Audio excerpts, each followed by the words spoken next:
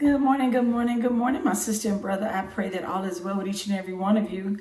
I pray that you rested well last night. I thank God for each and every one of you this morning. I pray that you have told God, thank you this morning. Thank you for thank Him for loaning us life, health, and strength this morning. Listen, I want to say a prayer of restoration. I believe that God is going to restore some things in our lives that have been lost through trials and tribulations, through pain, through brokenness. I just want to pray that restoration hits each and every one of our homes. And the morning Bible verse that I'm going to give to you comes from Deuteronomy 30:3. And it says, excuse me, if at the time you and your children return to the Lord, your God, and if you obey with all of your heart and your soul all the commands that I have given you, then the Lord your God will restore your fortunes. He will have mercy on you and gather you back from all the nations where he has scattered you. And then the next verse that I want to give you comes from Psalms 103, and it's 2-5. It says, let all that I am praise the Lord. May I never forget the good things he does for me. He forgives all my sins and heals all my diseases. He redeems me from death and crowns me with love and tender mercies. He fills my life with good things. My youth is renewed like the eagles. Listen, my sister and brother, I just want to say a prayer that today your faith would be strengthened and that you would walk in victory, knowing that God is going to restore your peace, your joy, your courage, your faith. Anything that you have lost that was not meant for you to lose, God is going to restore that back to you. What the enemy meant for your harm, God is going to use for your good. And I need your faith to rise up and believe that. I need you to pray and just thank God and worship him for everything that he's going to restore to your life today. And as I say this prayer, I pray that you would allow the words of God to sink in your heart and that you would trust him today, no matter what you face, no matter what you go through. Just remember that God is a restorer. God is faithful. He will never leave or forsake us, and he loves us. But like any loving parent, he's our loving father, and he just wants us to obey him. Because when he tells us to do something, it's for our good. When he tells us to let go of something, it's for our good. And I know in the moment it doesn't feel like it, because what we want to hold on to or what we want, we think we need.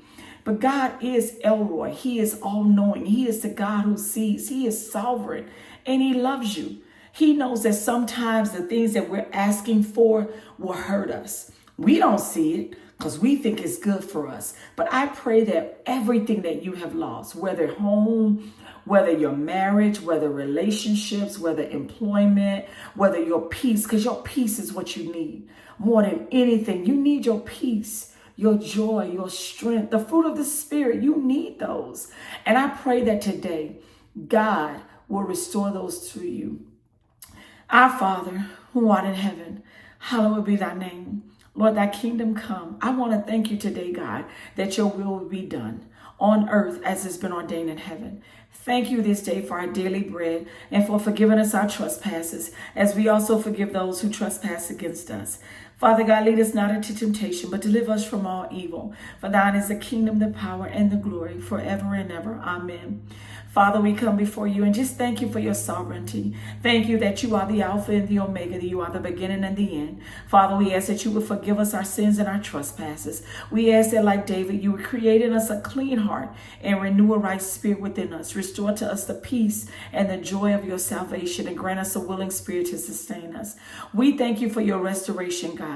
I pray, Lord God, that this prayer goes up before you as a sweet smelling aroma that is pleasing unto you, Father God. I say today, none of us and all of you. Jesus, we ask for your presence. We ask that you would lead and guide us through the Holy Spirit. Help us today to love unlovely people. Help us to be forgiving, Father God. You said in your word, many are the afflictions of the righteous, but out of them all you shall deliver us. And Father, we are your righteous children, Lord God. We thank you, God, for helping us today to not be anxious for nothing, but by prayer and supplication with thanksgiving, we make our requests known unto you. We thank you for rebuking and devour for our sake. We thank you that what others mean for our harm, that God, you will use for our good. We know and declare according to your word that all things are working together for our good. Go before us today in court, Lord God. Go before us to our doctor's visits. Go before us, oh God, in our applications, oh God. We pray that, God, because we have favor with you, you have given us favor with man. I ask that today you will lift up the spirit of my sisters and brothers, that where they're downtrodden in their hearts, God, you would grant them peace. Where they can't see a way and they're afraid and they're discouraged, that God, you would lift their spirits and you would help them in their faith to trust you and to believe. God, many of us say we trust you, but when it comes to hard trials and tribulations, Father, we want to turn away and we want to do it in our own strength. But God, we know that you are sovereign. We know that you are powerful. We know that you are the Lord of heaven's armies. So God, today we thank you for your restoration. We thank you for your protection. We thank you for your guidance, God. We love you, God. We thank you that you hold us in your right hand and that nothing and no one can pluck us out, Father. We thank you for being our vindicator. Help us to walk in humility today. First and foremost, humbling ourselves under your mighty hand. But wherever we go today, God, help us to not take offense and help us to walk in humility, holding our tongues when we need to, Father God, and not lashing out. We thank you for your faithfulness. We thank you for the ability to come boldly to your throne and obtain mercy in my time of need, Father God. I pray right now for every one of my sisters and brothers on the other end of this video, that God, you would bless them, that you would keep them, that you would give them wisdom. For those of them, Father God, who feels like you're not close, who feels that they can't hear from you, who feels that they have not been forgiven, I ask that, God, you will make your presence known. Make your presence felt, Jesus. Wrap your loving arms around them, Father. Help them to know that you are there. We got to get to the place of believing in spite of seeing. And I know your word says the just shall walk by faith and not by sight. And I know that, God, our feelings are fickle. But I am asking you, I am interceding for my sisters and brothers, that, God, you will make your presence felt in their lives, oh God, that they would know, they would feel and know that you are there and that you're working on their behalf, Father God.